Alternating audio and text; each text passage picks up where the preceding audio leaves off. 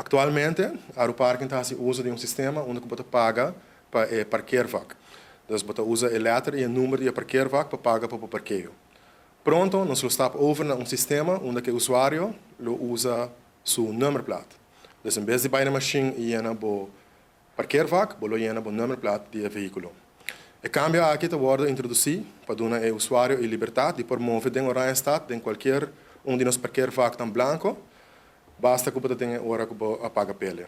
Nosso primeiro é aquilo facilitar o processo de parqueio para nossa clientela.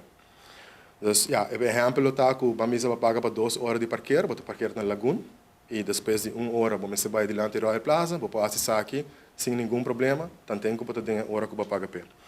Dessa forma aqui, a Aeroparking para maximizar o valor do produto que nós brinda na Pueblo de Aruba. O trabalho de parqueiro achter também cambia pouco. Não há aparato na mão que não usa para scannen o nummerplaat, para assim determinar se o parqueio está pagasse ou não.